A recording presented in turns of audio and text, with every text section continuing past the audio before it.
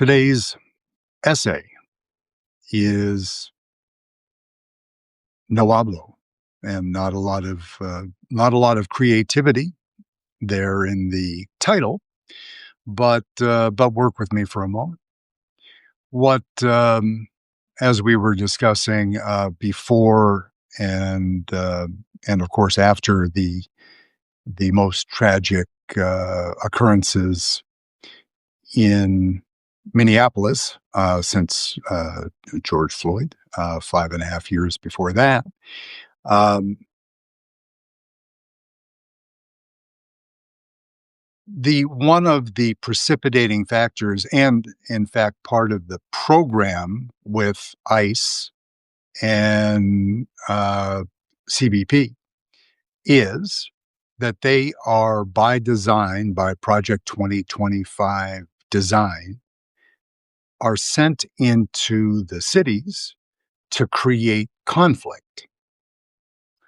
And so, if that was a part of their marching orders, then that is one of the few successes that they have enjoyed. Because in Los Angeles and in Chicago, uh, with tragedies in both of those cities, in Portland and in Boston and in Baltimore and in Charlotte and the other cities that they've gone to disrupt for the purpose of disruption, hoping to cause enough sensation to justify reinforcements. And in my very humble opinion, what the ultimate goal is to normalize the presence of the troops to such an extent that they can be in more blue cities on a sustained basis through the midterm elections. So my what was initially kind of a snarky idea of a pollster concierge. You have a masked man to walk you into the polling booth to make sure that you're safe and to help you with any questions you might have with your ballot. It is for the sake of argument. You can just let that roll around in your brain a little while. And there are constitutional protections. There are state law protections against interfering. But as we know well now, the Trump administration's uh, method of operation is to F the rules, blow through them, and maybe fight it out in court later, and maybe the Supreme Court just gives us a pass. So they're willing to push back and proactively violate rules, laws, and norms. But what I was thinking about in a more philosophical or meditative sense, if you will excuse me, meditative in losing Bobby Weir, the Grateful Dead founder and beautiful human being, was very sad in a selfish way, because I am of the age and generation that was, dead shows were a thing. And I thought about traveling freely and it sounds almost trite, but the love you could find if you went to a dead show by yourself, which I don't think that I ever did. And I am not I am not now, or nor was I, a dead head, uh, uh, to the extent that it part of my, my annual uh, budget was put aside for taking long road trips to follow the band and all that, and many friends that were, and wonderful. I went to probably a dozen shows, right? But you just think about the sense of community and love, peace, And you could go, if you found yourself on a business trip, you're from, say, Boston or Miami, in other places, but you were on a business trip in San Antonio or somewhere like that, and there happened to be a show. You could go and find community safely. You might choose protein enhancements, more of the mushroom variety than the little tabs, just for safety purposes. If you were into that sort of thing, I'm not advocating any uh, pharmacological uh, law breaking so early on a Sunday. But it made a sense of community and Bobby Weir. The one thing, language, the No Hablo, the title, was, along with reducing and or eliminating firearms training for ICE officers, which may turn out to be consequential. Another area that they cut back was language training. Now, I want to be fair to I'll say gentlemen, because they seem to be mostly men, that they are hiring so many of them and will hire so many more to fill quotas, that maybe the vast majority of these men may or may not either have the interest to learn foreign languages, the capacity. I say that not to be a Northeastern elitist with too many years of postgraduate education, but certain people get, like music, I guess. Bad example, but you have people have a proclivity to absorb languages depending on where they grew up. And it's empirical studies, if you grew up in a two language household, then the ease at which you pick up a third or an additional languages is increased by the earlier you are introduced. So when the reason my Spanish has gone into the old commode over the years is that the Spanish came to me as the last language that I added with any amount of effort, um, because and languages such as, believe it or not, Latin, French, and a little bit of German, because I was learning them when I was 11. Your brain is unencumbered. Your brain at that age is unencumbered by dead shows and maybe some of the activities you might participate in at the dead shows. But you're younger. Your brain is a sponge. You have the ability to process these things and learn, right? And we would all, what we know now, if we have, I don't have young children, not young any longer. I don't have grandchildren, and I'm not hinting or pushing to anyone that might be on the channel. But it the language, right? So I had though I lost. I gained the Spanish last, and it came under stress when a decade ago, when I relocated back up to northern New England, in what I affectionately refer to as Gringo or Cracker Land, right? Instead of living in, I don't know, Miami or Venezuela, where you might have guessed there was a little bit more Spanish language influence in those two locations.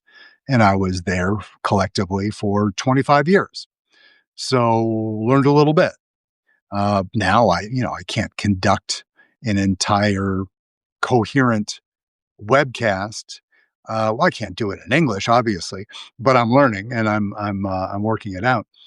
To do the entire thing in a foreign language, maybe I'll try it sometime. Maybe you know, if I started drinking again, if I reintroduced myself for health reasons to whiskey again, to Scotch, then I would imagine, and I can argue with my wife, that drinking Scotch again might improve my language skills.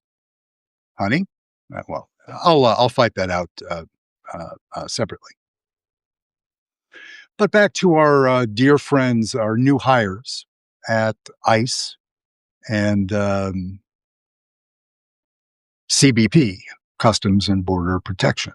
That's CBP is Customs and Border Protection, and ICE stands for improperly trained numbnuts. I'm just I'm angry about, and I don't hold on to anger as a rule, but that is Minneapolis, and I think of it as round two, of course, because it's Mr. Floyd is so recent. Even with the deluge of the Trump factor and the fire hose and all of the disruption, and we've been through a year of Trump 2.0 that feels like a decade. But because perhaps because of my age, it's a relatively short period of time. That 5 years between Renee's murder and George Floyd's murder. That's 5 years and 5 months, whatever, plus or minus. I think he died in July, if I have that correct. July. It seems one after another. If I were training officers with the intent of making their interventions with individuals, whether they were here illegally or not, if I wanted to do it in a professional manner, then I would implement language training and make it mandatory, even for those that had a difficult time with it. The firearms training, that's no brain territory, that it should be a mandatory period of time. A module within a training program that is set for firearms training that should be 5 weeks at X hours per day for that period of time should only be enhanced. Like we talked about before, the shoot don't shoot drills are so important to developing the skills necessary to identify whether there are risks first, and then to be able to identify what the actual risk is. And I am not a law enforcement professional. I have to give grace to the people that are brave enough to put their life on the line, excuse me, to protect us. At the same time, we as citizens who are writing the paychecks have the right to have responsible behavior amongst the people that we hire to protect us. So that's the balance is important. The language, though, it works on a couple different levels. You could say, "Oh, you're a Luddite." The technology is there, and I mean, within 2 years, we'll have in our little earbuds for our Bluetooth earbuds, will run. It happens now, but I mean, it'll be more readily available, simultaneous translation when you're speaking to somebody in a foreign language, and that can happen on. You've heard of the Google machine. You can make that happen now. I mean, to make it available en masse, affordably, and and and implement a training program to allow officers to use that. For instance, I'd love to be able to stand up on the floor of the Senate and argue that it's a great time for senators and Congress to learn Somali and Arabic. Just an idea. I mean, Spanish, obviously, it's the United States of America, but we're North America, where, for Texas, right? Plenty of Spanish speakers there. Many of them are indigenous peoples. The United States stole a big piece of Texas, where a lot of indigenous people live, and the primary language spoken by those people is Spanish, a shared language in a large part of the population. Spanish is important, right? Creole. I lived in Miami. The words that I speak in the Haitian version of Creole are ones that I don't want to share with you because you'll think poorly of me, and they are what you would learn if you like the man that you're talking to right now, trained large groups of Haitian men in hotels or restaurants in his youth. So you learn particular terms of art to tell people things about their mothers and grandmothers that they didn't know because you were exchanging vulgar. Well, you get the idea. So I don't know a lot of nice words in that particular language. Spanish, it comes and goes. Um, Latin, law school, helpful. Learning other languages, it was the most important class I've ever taken, because if you learn Latin as a child, then when you are faced with Spanish, French, Italian, Portuguese, even though there's a twist I know there, it makes life a lot easier, right? But the thing that would be lost if all you do is you stick a Bluetooth earbud in the ear of some newly released ice animal, and you say that this will help you communicate with the individual. What you miss, what you gain by doing a language course, is the chance of picking. You won't pick up any culture from a Bluetooth earbud, right? And I know these men are there as law enforcement professionals, and they have many tasks that they are responsible for. But if there's any chance that the language portion of the training would in any way humanize these officers, 3.5% that you have an instructor that's a native speaker, that you can talk about cultural norms that have to do, you differentiate between, like, I'm the guy that was in Miami for 25 years, right?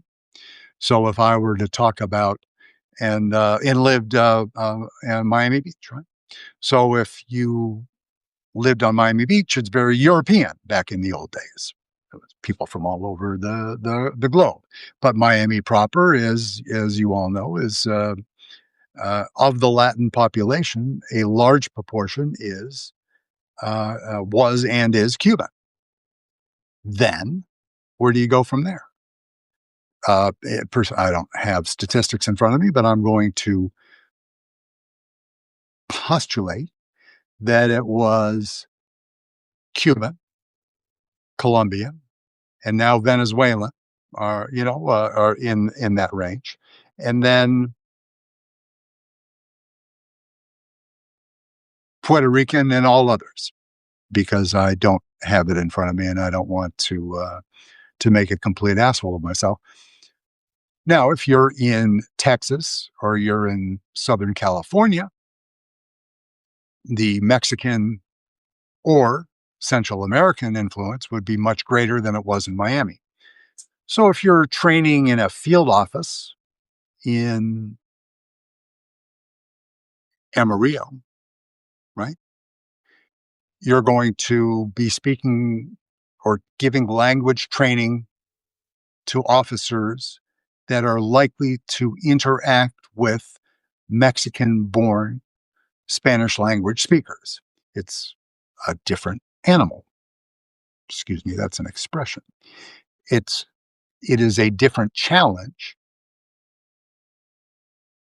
because the one of the many problems of the gringo verse, the cracker verse, and pollsters and the Democratic Party is they view Latinos as a monolith, right? Oh, the Latino vote, what the thing that matters the most to the Latino vote is X, Y, and Z. Well, if you phrase it that way, then speaking using a like a professorial characterization, you're an asshole. You would be an asshole if you thought about it that way. Because what matters to Cuban Americans in South Florida who are perhaps third generation post Pedro Pan, very conservative. The Catholicism in Latin America obviously is a major component. There's when I lived in Venezuela, there is Catholicism, and I would argue that it's probably 90x%, and then a smattering of uh, folks that there are Jewish folks, there are other Christian folks, there are Arabic communities, Muslims, especially in Venezuela. They're actually perfectly a big Lebanese community, and to be fair, a Hezbollah community in Venezuela because law enforcement was what you would call a little bit lax down there, a little bit. So, language skills, culture wars. That's what your boy J.D. Vance is doing. What your boy Stephen Miller is up to.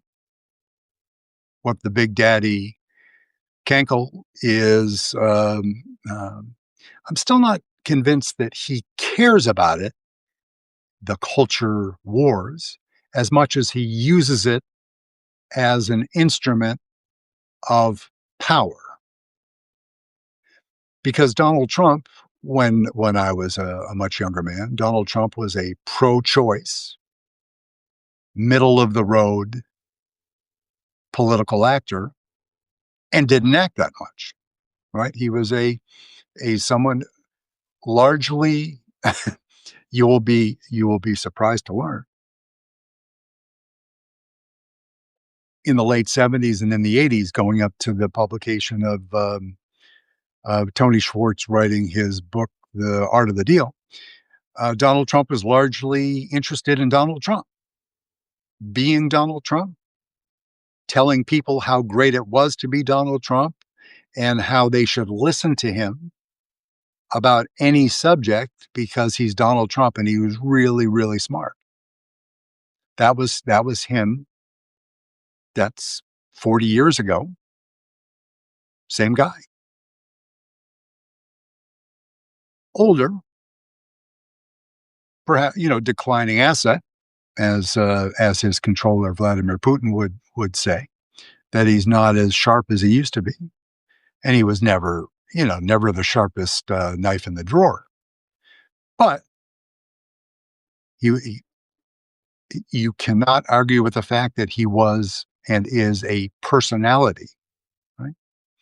But the true believers, quote unquote, even though the current true believers are also made up of a subset of chameleons, ones that reshape, the shapeshifter guys like J.D. Vance. If you read Hillbilly Elegy and you say, oh, I get this guy.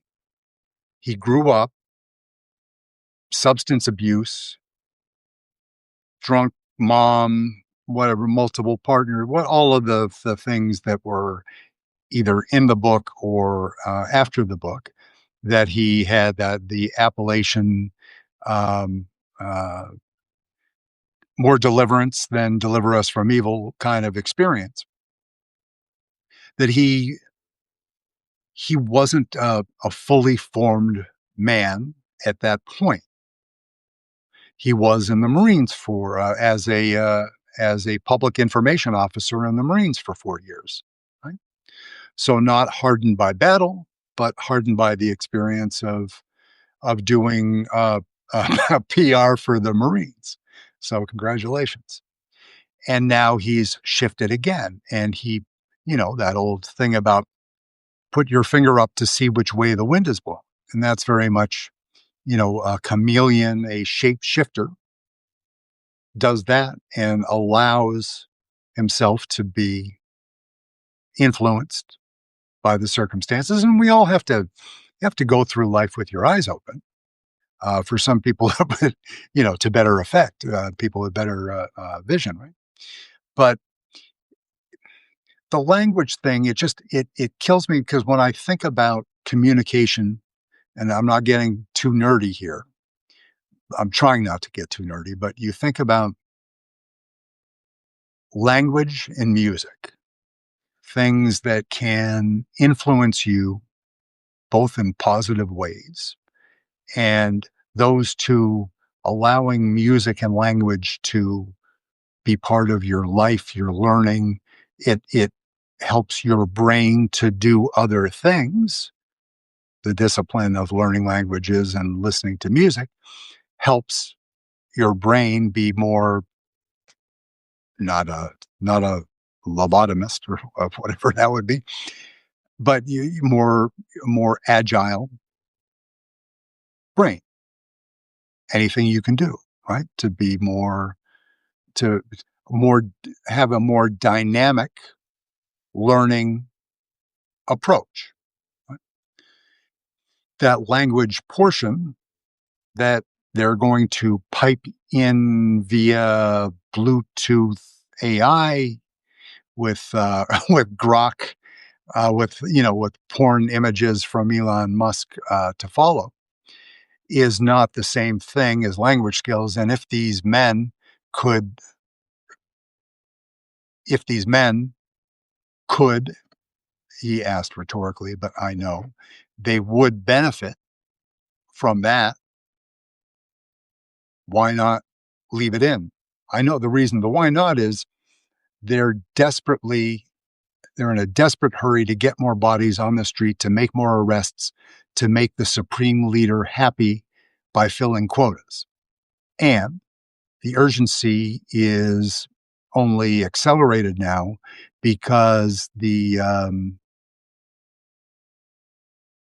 it's starting to become clear that Trump is having some troubles, right? And they're afraid that if they lose the midterm elections with all of the manipulations they're going to do at the voting stations and in every other way, and Vladimir Putin jumping in to help, that if they don't get it done this year, gig might be up with hearings and such other things. So I wish there was a way.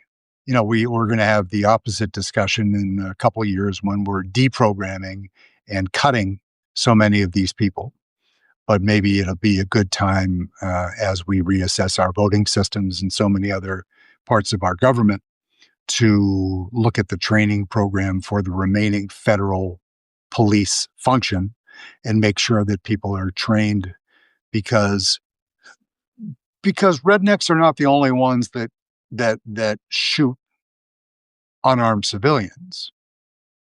It just happened in Minneapolis, but other people make mistakes too. In the information age, with the speed of everything, there won't be a commander in chief, we hope, like Donald J. Trump, but JD Vance is out there. I was joking this morning in an earlier post about Stephen Miller being recruited by the AfD in Germany, which is the Nazi Light Party. because they like his certainty. Yeah, but there are risks, but we need to deal with it now, and we'll plan for the later and then the and the hereafter. But yeah, just more of a thought piece on the importance of language and learning, expressing yourself to people from many from diverse backgrounds, communicating effectively. And when you have a gun in one hand, and like this asshole in Minneapolis who had a gun in one hand and a phone in the other, when he was putting three bullets into this mother of three, what he didn't need to speak Spanish to communicate with Renee. She's as far as I know as white like Christmas as I am, right? How unexciting that is for me, at least. But commu- communication skills come from professional development, and language is a part of professional development. It makes you understand that your way of thinking is not the only way of thinking, and makes you embrace diversity and not do that silly ass bullshit. Woke is bad, DEI is the devil thing that MAGA does, and that's we've got to stamp that down and flush it down the toilet, um, from whence it came, the same place, the septic system. Right, Sunday. Enjoy, stay out of trouble, love your family, and I think I'm supposed to say "Go Patriots." I think, yeah, okay, yes. Thanks for your time, and have a beautiful day today. And restack. Thanks.